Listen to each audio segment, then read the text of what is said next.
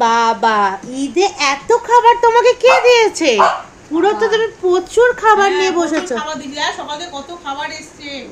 এই দেখ এখানে দেখ, এই পোলাওটা এই মাংস দিয়েছে আমার পাশের বাড়ির চাচি, সে দিয়েছে।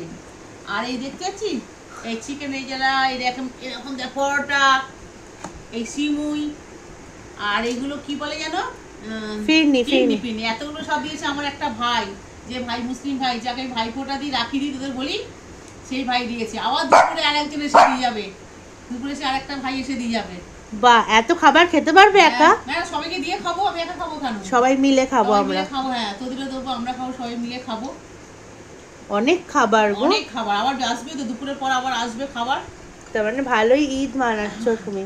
হ্যাঁ কি আছে, সবাই হিন্দু মুসলমান সবাই তো আমরা একই। হ্যাঁ 100 বার। আমাদের বেলা আমরা যখন দুর্গা পূজায় তখন আমি দিই ওদের, ওরা তাই আমাকে আজকে দিয়ে গেছে।